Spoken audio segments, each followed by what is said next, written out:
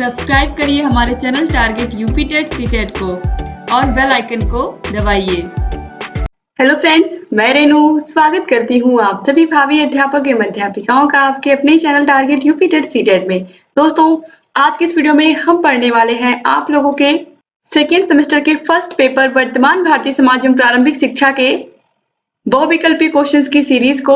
दोस्तों, बहुविकल्पी क्वेश्चंस की सीरीज जो आपकी राजन सीरीज कंटिन्यू हम चला रहे हैं, इसमें आज हम क्वेश्चन नंबर 51 से यहाँ पर स्टार्ट करने वाले हैं। क्वेश्चन नंबर 50 तक ऑलरेडी आप लोगों ने पढ़ा था पिछली वीडियो में, तो अगर आपने वो वीडियो नहीं देखी है तो उसका लिंक आपको डिस्क्रिप्शन बॉक्स में मिल जाएगा। दोस्तों, सभी विषयों का प्लेलिस्ट हमने बनाया है, आपको पता है। यहाँ पर आपको आई बटन दिख रहा होगा, आई बटन पर भी क्लिक करके आप सभी वीडियोस को देख सकते हैं। और अब चलिए यहाँ पर हम क्वेश्चन नंबर 51 से स्टार्ट करते हैं। नैन्सी कैटी के अनुसार विद्यालय का शैक्षिक कार्य नहीं है आवश्यक कलाओं में प्रशिक्षण, ज्ञान की प्रोन्नति, चरित्र प्रशिक्षण या फिर परम अहम का विकास। दोस्तों, स्कूल में बच्चों को आवश्यक कलाओं में प्रशिक्षण दिया जाता है, बच्चों को ट्रेनिंग दी जाती है, बच्चों को बहुत सारी चीजें सिखाई जाती हैं। स्कूल में ही कोई बच्चा मैथ्स में अच्छा निकल जाता है, कोई साइंस में अच्छा निकल जाता है, कोई ड्राइंग में अच्छा निकल जाता है, कोई स्पोर्ट में अच्छा निकल जाता है। तो स्कूल ही एक ऐसी जगह होती है जहां पर बच्चों का संपूर्ण विकास होता है। इसके अलावा ज्ञान में प्रोन्नति भी होती है, स्कूल पर ही होती है। चरित्र निर्माण का प्रशिक्षण या फिर ये कहें कि बच्चों को एक योग्य नागरिक बनाने की भी शिक्षा दी जाती है स्कूल में ही। तो यहाँ पर जो ऑप्शन द है, परम अहम का विकास। दोस्तों, अहम का विकास कभी भी कोई भी स्कूल अहंकार नहीं सिखाता है, कोई भी स्कूल स्वार्थी बनना नहीं सिखाता है। तो यहाँ पर ये जो है ऑप्शन द, ये इसके अनुसार राइट आंसर हो जाएगा, ऑप्शन द। इसके बाद क्वेश्चन नंबर 52 है, स्कूल को प्यार का घर, होम ऑफ फैमिली किस शिक्षा शास्त्री ने कहा है? पेस्टालॉजी, अगस्त काम्टे, जॉर्ज पेने या फिर R.G. कलिंगवुड। राइट आंसर है ऑप्शन आ, पेस्टालॉजी। तो वैल्यू शब्द की उत्पत्ति वेलियर से हुई है, वेलियर से हुई है। यह शब्द किस भाषा से लिया गया है? अंग्रेजी, लैटिन, ग्रीक या फिर रशियन। राइट आंसर है ऑप्शन ब, लैटिन। क्वेश्चन नंबर 54 है, दर्शन शास्त्र के अनुसार मूल्य क्या है? मानव के जीवन शैली के तत्व, शुद्ध एवं सूक्ष्म तत्व, आर्थिक तत्व या फिर भौतिक तत्व। दोस्तों, राइट आंसर हो जाएगा ऑप्शन ब, शुद्ध एवं सूक्ष्म तत्व। क्वेश्चन नंबर 55 है, शिक्षक को सलाहकार होना चाहिए, यह कथन दर्शन की किस धारा ने स्वीकार किया है? अस्तित्ववाद, प्रयोजनवाद, प्रकृतिवाद या फिर आदर्शवाद। शिक्षक को सलाहकार होना चाहिए, शिक्षक को एक मार्गदर्शक की तरह बच्चे के विकास में भूमिका अदा करनी चाहिए। इसके अलावा टीचर को यहाँ पर एक सहयोगी की तरह देखा गया। तो दोस्तों, ये किया गया है प्रयोजनवाद में। प्रयोजनवाद में जो शिक्षक और शिक्षक के बीच की दूरी है उसको कम करके इन्हें एक फ्रेंडली मतलब एक ऐसे रिश्ते की तरह बना दिया गया है कि बिल्कुल फ्रेंडली हो, एक दूसरे से अपनी सभी बातों को कह सकें और जो बच्चा है वो भी बिना झिझक के अपनी सभी बातों को बता सके शिक्षक से और शिक्षक भी उसकी मदद करे। तो इस तरीके से जो प्रयोजनवाद हो जो कि आज के समय में सबसे अधिक प्रयोग हो रही है, ये इसी प्रकार की शिक्षा। तो इसमें शिक्षक को एक सलाहकार की भूमिका अदा करनी होती है। इसके बाद क्वेश्चन नंबर 56 है, प्रकृति से परे या प्रकृति के अलावा इस संसार में और कुछ नहीं है, यह कथन किस दार्शनिक का है? प्रकृति से परे या प्रकृति के अलावा इस संसार में और कुछ नहीं है, यह कथन किस दार्शनिक का है? आप सभी लोगों को पता है, रूसो, हॉकिंस, थॉमसन या फिर प्लेटो। रूसो, हॉकिंस, थॉमसन या फिर प्लेटो। राइट आंसर है ऑप्शन बा, हॉकिंस। इसके बाद क्वेश्चन नंबर 57 है, शिक्षा एक पीढ़ी से दूसरी पीढ़ी तक संस्कृति का संरक्षण, हस्तांतरण एवं वृद्धि करती है, किसका कथन है? स्पेंसर का, थॉमसन का, मैकडूगल का या फिर बर्नार्ड शॉ का। राइट आंसर है ऑप्शन द, बर्नार्ड शॉ का। क्वेश्चन नंबर 58 है, कर के सीखो का सिद्धांत किस दार्शनिक विचारधारा की देन है? अस्तित्ववाद, प्रयोजनवाद, प्रकृतिवाद या फिर आदर्शवाद। दोस्तों, कर के सीखो का सिद्धांत किस दार्शनिक विचारधारा की देन है? आप सभी लोगों को पता है, प्रकृतिवाद में बच्चा खुद करता है और खुद सीखता है। तो प्रकृति में जा करके आसपास के पेड़ पौधे, जो भी चीजें जीव जंतु होते हैं, वहां पर बच्चा खुद ही करता है और खुद ही सीखता है। तो यहाँ पर राइट आंसर जो होगा वो होगा ऑप्शन सा, प्रकृतिवाद। प्रकृतिवाद के सबसे प्रबल समर्थक थे रूसो, आप सभी लोगों को पता है। और ये प्रकृतिवाद की देन है करके सीखना। और इस करके सीखना शिक्षण विधि का प्रयोग हम आज भी करते हैं, आज भी बच्चों को इस तरीके से सिखाते हैं। क्वेश्चन नंबर 59 है, अध्यापक का स्थान पर्दे के पीछे, बिहाइंड द कर्टेन, किस वाद ने स्वीकार किया है? प्रकृतिवाद, आदर्शवाद, योग या फिर न्याय? दोस्तों, अध्यापक का स्थान पर्दे के पीछे है, यह प्रकृतिवाद ने स्वीकार किया है। तो ऑप्शन आ जो है ये बिल्कुल राइट आंसर है। यानी कि प्रकृतिवाद में ये चीज कही गई है, बच्चे को प्रकृति खुद सिखाएगी, प्रकृति ही बच्चे की शिक्षक है, वो प्रकृति से ही सब कुछ सीखेगा। एक शिक्षक की यहाँ पर आवश्यकता एक पर्दे के पीछे के व्यक्ति की तरह की गई है, यानी कि अध्यापक का स्थान पर्दे के पीछे है, बाकी बच्चा ही बहुत कुछ सीख सकता है, ये यहाँ पर कहा गया है प्रकृतिवाद में। क्वेश्चन नंबर 60 है, आदर्शवाद सत्य एवं यथार्थ रूप में किसे स्वीकार करता है? भौतिक संसार, आध्यात्मिक एवं भौतिक संसार या फिर कोई नहीं? राइट आंसर होगा ऑप्शन ब, आध्यात्मिक संसार। आदर्शवाद सत्य एवं यथार्थ रूप में आध्यात्मिक संसार को स्वीकार करता है, तो अध्यात्म से ही जुड़ा हुआ है आदर्शवाद। क्वेश्चन नंबर 61 है, आत्मा ही इस संसार का पदार्थ है और मानसिक स्वरूप सत्य है, किस दार्शनिक का विचार है? ब्रूवेकर, हेंडरसन, रॉस या फिर जेम्स? राइट आंसर है ऑप्शन सा, रॉस। क्वेश्चन नंबर 62 है, प्रश्नोत्तर विधि, क्वेश्चनिंग मेथड किस दार्शनिक की देन है? प्लेटो, अरस्तु, सुकरात या फिर स्पेंसर? दोस्तों, प्रश्नोत्तर विधि सुकरात और जितनी भी विधियां हैं, जितने भी टीचिंग मेथड हैं, मैंने ऑलरेडी इसका एक अलग से वीडियो बनाया है और बहुत ही अच्छे से बहुत सारे प्रशिक्षुओं ने इसको देखा भी। अगर आपने नहीं देखा तो आप भी देख लीजिएगा। आपको वर्तमान भारतीय समाज एवं प्रारंभिक शिक्षा जो आपका फर्स्ट पेपर है, यही पेपर, इसके प्लेलिस्ट में ही आपको ये वीडियो मिल जाएगी। आप बढ़िया से देख करके उसको याद कर लीजिए कि कौन से शिक्षण विधि के जनक कौन है, क्योंकि ये एग्जाम में पूछा जाता है। तो ऑप्शन सा जो है सुकरात, ये है प्रश्नोत्तर विधि के जनक।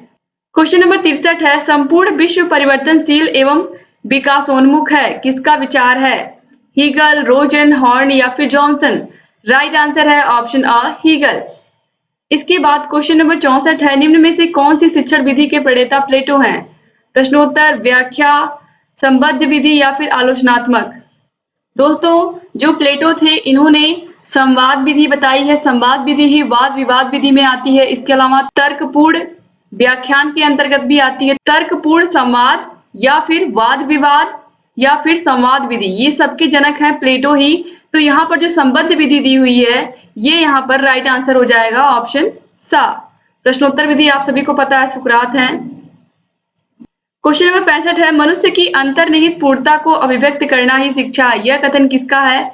टैगोर का, अरस्तु का, स्वामी विवेकानंद का या फिर महात्मा गांधी का? ये बहुत ही फेमस कथन है स्वामी विवेकानंद जी का और ये आप लोग के एग्जाम में पूछा भी गया है 2016 में, आप देख सकते हैं।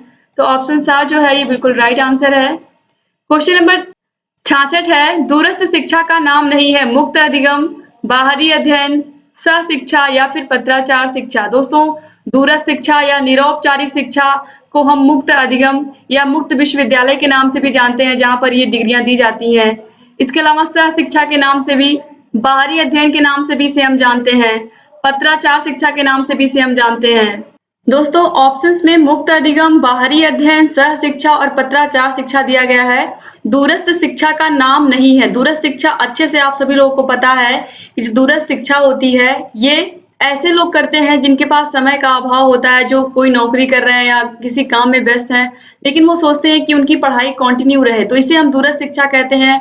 या फिर मुक्त विश्वविद्यालयों के माध्यम से, जैसा कि हमारे उत्तर प्रदेश में राजश्री टंडन विश्वविद्यालय है, इसी तरीके से इग्नू है। तो इस तरीके से ये सब जो विश्वविद्यालय है ये पत्राचार के माध्यम से, दूरस्थ माध्यम से शिक्षा देते हैं। इसे हम बाहरी अध्ययन के नाम से भी जानते हैं। लेकिन यहाँ पर जो ऑप्शन सा दिया है सह शिक्षा, सह शिक्षा का मतलब होता है ऐसे स्कूल जहां पर लड़के और लड़कियां दोनों लोग साथ में पढ़ाई करते हैं।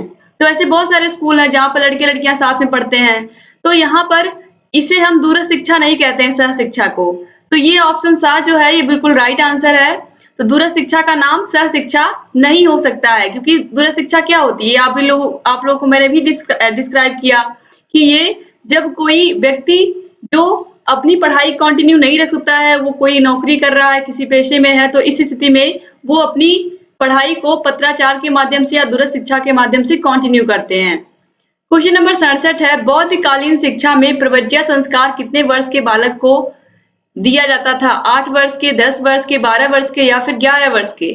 दोस्तों, बौद्धकालीन शिक्षा में प्रवर्ज्य संस्कार 8 वर्ष की आयु के बालक को दिया जाता था। तो ऑप्शन आ जो है ये बिल्कुल राइट आंसर है। दोस्तों, प्रवर्ज्य संस्कार में क्या होता था? प्रवर्ज्य संस्कार में सर्वप्रथम बच्चे का सिर मुंडवा करके उसे पीले वस्त्र धारण कराए जाते थे। फिर उसे मठ के सबसे बड़े भिक्षु या शिक्षक के सम्मुख उपस्थित किया जाता था और वह भिक्षु के चरणों में माथा टेकता था और फिर पालथी मारकर जमीन पर बैठता था।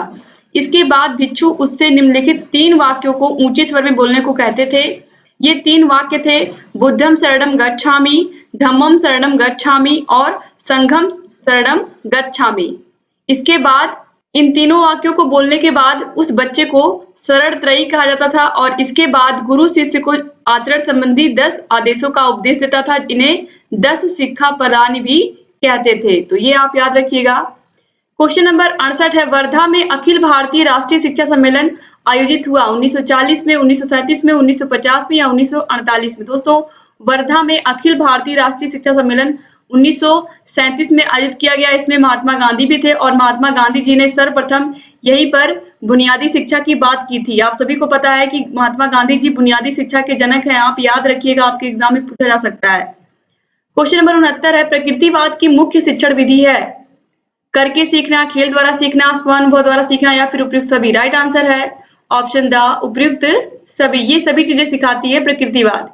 क्वेश्चन नंबर 70 है, गांधी जी के दर्शन के अनुसार छात्रों की क्रियाशीलता के लिए पाठ्यक्रम में आवश्यक है इतिहास, भूगोल, हस्तकला या फिर उपयुक्त सभी? दोस्तों, राइट आंसर है ऑप्शन सा हस्तकला। हस्तकला का मतलब है कुछ बच्चों को ऐसी चीजें सिखाई जाएं हस्तकला के माध्यम से, छोटे मोटे टोकरियां बनाना सीखें बच्चे, कुछ हैंडक्राफ्ट बनाना सीखें, जिससे वो आगे चल करके उसे अपना रोजगार भी बनाएं। तो ये गांधी जी की देन थी हस्तकला की शिक्षा। 2016 में पूछा भी गया है। क्वेश्चन नंबर 71 है, डेमोक्रेसी एंड एजुकेशन पुस्तक के लेखक हैं फ्रॉबेल, रूसो, जॉन ड्यूवी या फिर डॉक्टर मारिया मॉन्टेसरी? दोस्तों, डेमोक्रेसी एंड एजुकेशन के लेखक है जॉन ड्यूवी। ऑप्शन सा जो है ये बिल्कुल राइट आंसर है। क्वेश्चन नंबर 72 है, समाज गुणवत्ता वाले स्कूलों की समान रूप से सभी को उपलब्धि समान अवसर का एक महत्वपूर्ण घटक है। यह कथन है एनिस का, लुइस क्रिसबर्ग का, प्लेटो का या फिर रायबर्न का? राइट आंसर है ऑप्शन बा लुइस क्रिसबर्ग का। और ये क्वेश्चन भी 2016 में पूछा गया है। क्वेश्चन नंबर 73 है, अनिवार्य प्राथमिक शिक्षा का प्रावधान संविधान के किस अनुच्छेद में किया गया है? ऑप्शन है दोस्तों 41, अनुच्छेद 43, अनुच्छेद 45 या फिर अनुच्छेद 49? अनिवार्य प्राथमिक शिक्षा का प्रावधान संविधान के अनुच्छेद 45 में किया गया है और जब मैंने अभी क्लासेस ली थी तो मैंने आपको अच्छे से समझाया भी था ये। क्वेश्चन नंबर 74 है, जनसंख्या शिक्षा आवश्यक है जीवन स्तर एवं गुणवत्ता बढ़ाने के लिए, सबको रोजगार देने के लिए, पाठ्यक्रम के विषय बढ़ाने के लिए या बाल श्रम को बढ़ावा देने के लिए? दोस्तों, जनसंख्या शिक्षा जीवन स्तर एवं गुणवत्ता को बढ़ाने के लिए है, बहुत जरूरी है। तो ऑप्शन आ जो है ये बिल्कुल राइट आंसर है और ये क्वेश्चन भी पूछा गया 2016। क्वेश्चन नंबर 75 है, राष्ट्रीय जनसंख्या नीति की घोषणा की गई 16 अप्रैल 1976 को, 10 मार्च 1975 को, 20 जनवरी 1980 को या फिर 9 सितंबर 1985 को? राइट आंसर है ऑप्शन आ 16 अप्रैल 1976 को राष्ट्रीय जनसंख्या नीति की घोषणा की गई थी और ये क्वेश्चन भी पूछा गया है 2016 में। क्वेश्चन नंबर 76 है, पर्यावरण दिवस मनाया जाता है 10 जून को, 4 जून को, 5 जून को, 8 जून को? ये तो जीके का क्वेश्चन है, आप सभी को पता है पर्यावरण दिवस 5 जून को मनाया जाता है और ये आपके इन्वायरमेंट के लिए भी इंपॉर्टेंट है। क्वेश्चन नंबर 77 है, बच्चों के मूल्यों के विकास में सर्वाधिक महत्वपूर्ण भूमिका किसकी होती है? पास पड़ोस की, परिवार की, मित्रों की या समाज की? दोस्तों, बच्चों के मूल्यों के विकास में सर्वाधिक महत्वपूर्ण योगदान होता है परिवार का। तो ऑप्शन बा जो है ये बिल्कुल राइट आंसर है। यहाँ पर ऑप्शन दा दिया, इस पर आप ध्यान मत दीजिएगा। बच्चों के मूल्यों का सबसे अधिक, सबसे अच्छा विकास एक परिवार के माध्यम से ही हो सकता है, क्योंकि परिवार ही बच्चों को संस्कार सिखाता है, बच्चों को मूल्य सिखाता है। तो जब परिवार से बच्चों को ये मूल्य मिले रहेंगे तो कहीं ना कहीं बच्चे अपने जीवन में बहुत ही अच्छा भी करेंगे। तो बहुत जरूरी है कि बच्चों को परिवार के द्वारा ही मूल्यों की शिक्षा दी जाए, संस्कार दिए जाएं। तो यहाँ पर राइट आंसर हो गया ऑप्शन बा परिवार की। क्वेश्चन नंबर 78 है, राष्ट्रीय सद्भावना को प्रभावित करने वाला कारक है जातिवाद, प्रांतीयता, सांप्रदायिकता या फिर उपयुक्त सभी? राष्ट्रीय सद्भावना को प्रभावित करने वाला सबसे महत्वपूर्ण कारक है जातिवाद, प्रांतीयता, सांप्रदायिकता, यानी कि जातिवाद भी राष्ट्रीयवाद को प्रभावित करता है, राष्ट्रीय सद्भावना को, प्रांतीयता भी करती है, सांप्रदायिकता भी करती है। ये क्वेश्चन मैंने आपको कल भी कराया था। तो यहाँ पर राइट आंसर हो जाएगा ऑप्शन द उपयुक्त सभी। इसके बाद क्वेश्चन नंबर 79 है, बाल श्रमिक बनने का मुख्य कारण नहीं है अत्यधिक गरीबी, अशिक्षा, जनसंख्या वृद्धि या फिर प्रतिस्पर्धा। दोस्तों, बाल श्रमिक बनने के कारण क्या है, पहले आप ये सोचिए। बाल श्रमिक कोई क्यों बनता है, कोई बच्चा बाल श्रमिक क्यों बनता है? किसी भी बच्चे को शौक नहीं लगा जा करके किसी ईंट भट्टे पर ईंटों की ढुलाई करना, किसी के यहाँ जा करके मजदूरी करना, किसी होटल में प्लेट धुलना। कहीं ना कहीं उस बच्चे की कोई मजबूरी होती होगी, उसके माता पिता की कोई मजबूरी होती होगी। तो अत्यधिक गरीबी भी इसका कहीं ना कहीं एक कारण है, अशिक्षा भी है, माता पिता नहीं पढ़े लिखे हैं तो उन्हें पढ़े लिखे की वैल्यू नहीं पता है। जनसंख्या वृद्धि भी इसका कारण है बाल श्रमिक बनने का, क्योंकि जनसंख्या बहुत तेजी से बढ़ती जा रही है। तो ये सब जनसंख्या के कारण है, बाल श्रमिक बनने के कारण है अत्यधिक गरीबी, अशिक्षा, जनसंख्या वृद्धि। तो यहाँ पर पूछा है कौन सा कारण नहीं है, तो राइट आंसर हो जाएगा ऑप्शन द प्रतिस्पर्धा। ये बाल श्रमिक बनने का मुख्य कारण नहीं है। क्वेश्चन नंबर 80 है, दिवा स्वप्न पुस्तक के लेखक है गिजुभाई, स्वामी विवेकानंद, महात्मा गांधी या फिर सर्वपल्ली राधाकृष्णन। दिवा स्वप्न के लेखक है दोस्तों गिजुभाई बधेका। और ये क्वेश्चन बहुत ही इंपॉर्टेंट है, आप देखिए 2016 में पूछा गया है। क्वेश्चन नंबर 81 है, निम्नलिखित में से कौन सी अनौपचारिक शिक्षा की विशेषता है? स्थान निश्चित नहीं होता है, समय निश्चित नहीं होता है, स्वतंत्रता होती है और या फिर उपयुक्त सभी। दोस्तों, जो अनौपचारिक शिक्षा होती है, बच्चा विद्यालय के अलावा जो कुछ भी कहीं से भी सीखता है अपने स्कूल को छोड़ करके, वो सभी अनौपचारिक शिक्षा के अंतर्गत आती है। तो अनौपचारिक शिक्षा में का कोई स्थान नहीं निश्चित होता है। आप खेल के मैदान में भी अपने फ्रेंड से कुछ सीख सकते हो, या कहीं पर भी जहां पर भी आप जहां से भी कुछ सीखते हो वो अनौपचारिक शिक्षा के अंतर्गत ही आता है। तो ये बिल्कुल स्वतंत्र होता है, ना तो इसका कोई स्थान निश्चित होता है, ना तो कोई समय निश्चित होता है, और ये बिल्कुल स्वतंत्र होता है। जबकि स्कूली शिक्षा में क्या होता है, उसका स्थान भी निश्चित है कि आपको स्कूल में जाना है, और समय भी निश्चित है कि इतने समय से लेकर कितने समय तक आपको स्कूल में रहना है। तो ऑप्शन द जो है उपयुक्त सभी बिल्कुल राइट आंसर हो गया। क्वेश्चन नंबर 82 है, संविधान में किस भाषा को राजभाषा का दर्जा मिला है? हिंदी, उर्दू, अंग्रेजी या फारसी? आप सभी को पता है कि हिंदी को हम राजभाषा कहते हैं। तो ऑप्शन आ जो है ये बिल्कुल राइट आंसर है, और ये क्वेश्चन भी पूछा गया 2016 में। क्वेश्चन नंबर 83 है, शिक्षा एक त्रिमुखी प्रक्रिया है। यह कथन है जॉन लॉक का, रविंद्रनाथ टैगोर जी का, जॉन ड्यूबी का या फिर महात्मा गांधी का? दोस्तों, शिक्षा एक त्रिमुखी प्रक्रिया है, ये कथन है जॉन ड्यूबी का। तो ऑप्शन सा जो है ये बिल्कुल राइट आंसर है। इसके अलावा शिक्षा एक द्विध्रुवी प्रक्रिया है, ये किसने कहा है? ये कहा है जॉन एडम्स ने। क्वेश्चन नंबर 84 है, शिक्षा शब्द का शाब्दिक अर्थ है अंतर्निहित शक्तियों का विकास, बहिर्मुखी शक्तियों का विकास, शारीरिक विकास करना या फिर उपयुक्त में से कोई नहीं। दोस्तों, राइट आंसर यहाँ पर है ऑप्शन द उपयुक्त में से कोई नहीं। दोस्तों, जो शिक्षा शब्द है ये संस्कृत के शिक्ष धातु से बना है, जिसका अर्थ होता है सीखना या सिखाना। दोस्तों, अगर इस शब्द की हम बात करें तो यहाँ पर इसका अर्थ हो जाएगा किसी को भी कुछ सिखाना ही शिक्षा होती है। तो यहाँ पर दोस्तों किसी भी ऑप्शन में इस तरीके से नहीं दिया है शिक्षा का शाब्दिक अर्थ, तो यहाँ पर इसीलिए राइट आंसर होगा ऑप्शन द उपयुक्त में से कोई नहीं। लेकिन अगर देखा जाए तो शिक्षा का जो मतलब होता है, शिक्षा बनी किस लिए है, शिक्षा का तात्पर्य किस लिए होता है? शिक्षा का तात्पर्य होता है अंतर्निहित शक्तियों का विकास। किसी भी व्यक्ति के अंतर्निहित शक्तियों के विकास करने को ही हम क्या कहते हैं? शिक्षा कहते हैं। लेकिन यहाँ पर शिक्षा का शाब्दिक अर्थ पूछा है, ना कि शिक्षा का अर्थ पूछा है।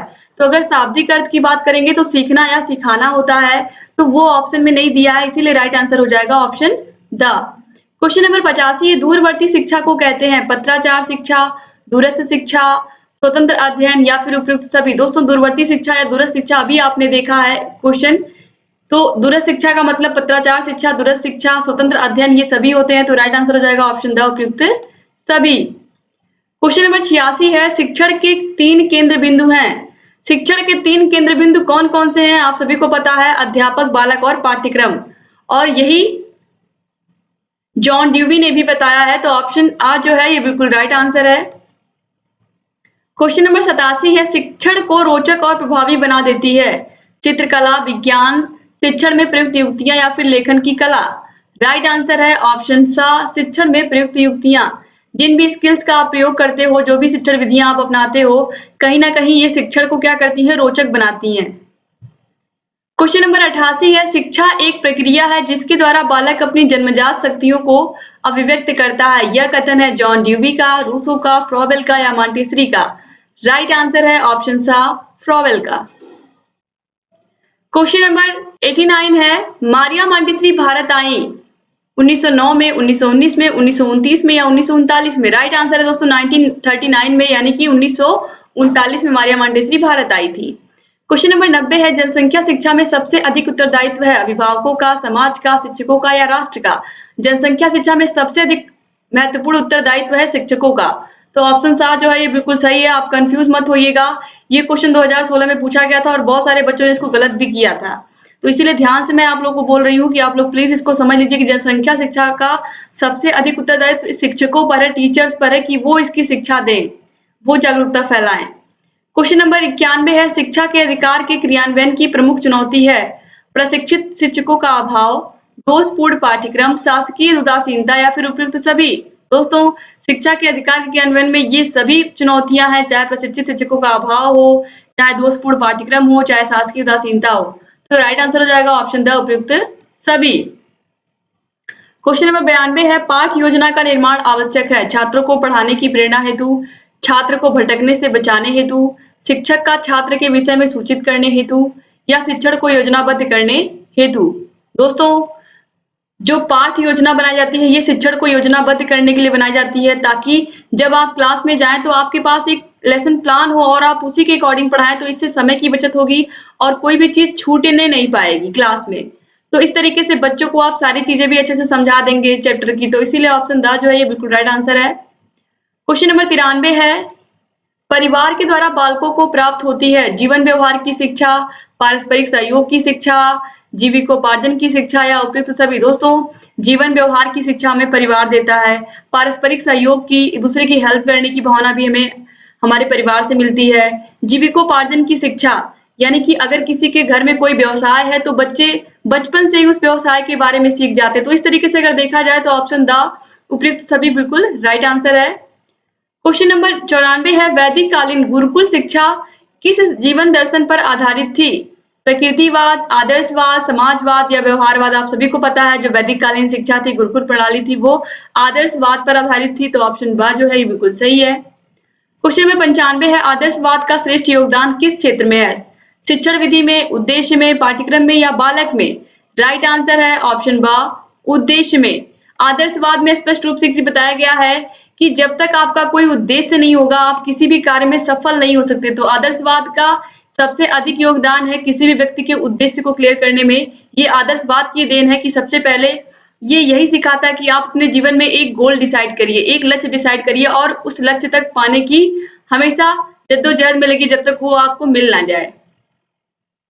क्वेश्चन नंबर 96 है, आचार्य राममूर्ति समिति 1990 क्यों गठित हुई थी? दोस्तों, आचार्य राममूर्ति समिति 1990 गठित हुई थी राष्ट्रीय शिक्षा नीति 1986 की समीक्षा करने के लिए। तो ऑप्शन सा जो है बिल्कुल सही है, क्योंकि नई राष्ट्रीय शिक्षा नीति 1986 में जो कमियां रह गई थी या जो संशोधन करने की मांग थी उसी की समीक्षा हेतु आचार्य राममूर्ति समिति का गठन किया गया था 1990 में। और ये क्वेश्चन भी इंपॉर्टेंट है, 2017 में पूछा गया है। क्वेश्चन नंबर 97 है, राधा कृष्णन आयोग की संस्तुतियां संबंधित थी उच्च शिक्षा से, माध्यमिक शिक्षा से, प्राथमिक शिक्षा से या फिर तकनीकी शिक्षा से। ये क्वेश्चन कल भी मैंने कराया था। राधा कृष्णन आयोग की संस्तुतियां उच्च शिक्षा से रिलेटेड थी। ऑप्शन आ जो है बिल्कुल राइट आंसर है। क्वेश्चन नंबर 98 है, मैकाले ने अपना प्रतिवेदन प्रस्तुत किया था 1935 में, 1833 में, 1831 में या 1854 में। दोस्तों, लॉर्ड मैकाले ने अपना प्रतिवेदन 1935 में दिया था। तो ऑप्शन आ जो है ये बिल्कुल राइट आंसर है। और 1854 में किसने दिया था? 1854 में वुड ने दिया था। क्वेश्चन नंबर 99 है, वैदिक शिक्षा का प्रमुख संस्कार था उपनयन संस्कार, उपसंपदा संस्कार, प्रवज्या संस्कार या बिस्मिल्लाह संस्कार। आप सभी को पता है, ये क्वेश्चन भी रिपीट हुआ है। जो वैदिक कालीन शिक्षा थी इसका प्रमुख संस्कार था उपनयन संस्कार, यानी कि सबसे पहले बच्चों का उपनयन संस्कार होता था। क्वेश्चन नंबर 100 है, प्राथमिक शिक्षा प्रारंभ होती है शैशवावस्था से, बाल्यावस्था से, किशोरावस्था से या युवा अवस्था से। दोस्तों, प्राथमिक में बच्चों का एडमिशन हम तभी लेते हैं जब बच्चा 6 साल का होता है। यानी कि 6 साल से आप सभी को पता है 6 से लेकर के 12 वर्ष तक बाल्यावस्था होती है। तो ऑप्शन बा जो है ये बिल्कुल सही आंसर है। तो इस तरीके से यहाँ पर आपको याद रखना है कि जन्म से लेकर के 5 वर्ष तक की जो अवस्था होती है वो होती है बच्चे की शैशवावस्था। 6 से लेकर के 12 वर्ष तक की अवस्था को हम बाल्यावस्था कहते हैं। 12 वर्ष से 18 वर्ष की अवस्था को हम किशोरावस्था कहते हैं। तो इस तरीके से यहाँ पर क्वेश्चन नंबर 100 तक हमने करवा दिया। इससे पहले भी ऑलरेडी हमने एक पार्ट बनाया था। टोटल 5 पार्ट बनेंगे, ऑलरेडी मैंने आप लोग को बता दिया है और सभी पार्ट्स को आप अच्छे से समझते हुए पढ़ते हुए चलिए। उम्मीद करती हूँ कि वीडियो आपको अच्छा लगा होगा। अगर वीडियो अच्छा लगा तो प्लीज वीडियो को लाइक कर दीजिए और आपके जितने भी फ्रेंड्स हैं कॉलेज ग्रुप में, जहां पर भी आपको लगे आपके फ्रेंड सर्किल में इस वीडियो की आवश्यकता है, वहां जरूर शेयर कर दीजिए दोस्तों। और अगर अभी तक आपने हमारे चैनल को सब्सक्राइब नहीं किया तो तुरंत सब्सक्राइब करिए। बगल में घंटी का निशान होगा उसको भी प्रेस कर दीजिए ताकि हम जो भी नई वीडियोस बनाते हैं उसका नोटिफिकेशन आप लोग के पास समय से पहुंचे और आप लगातार हमारे सभी वीडियोस को ऐसे ही देखते रहें। एक बार फिर से दोस्तों आप सभी का बहुत बहुत धन्यवाद। आपको सभी विषयों की प्लेलिस्ट की लिंक डिस्क्रिप्शन बॉक्स में मिल जाएगी। साइड में यहाँ पर आपको आई बटन भी दिख रहा होगा, यहाँ पर भी क्लिक करके आप सभी वीडियोस को देख सकते हैं। इसके अलावा आप हमारे टेलीग्राम चैनल से भी जुड़ सकते हैं। टेलीग्राम चैनल का भी लिंक आपको डिस्क्रिप्शन बॉक्स में मिल जाएगा। आप आसानी से सभी वीडियोस को देख सकते हैं और समझ सकते हैं। तो एक बार फिर से दोस्तों आप सभी का बहुत बहुत धन्यवाद। मिलते हैं नेक्स्ट वीडियो में, तब तक अपना ख्याल रखिएगा, अपने परिवार का ख्याल रखिएगा। जय हिंद।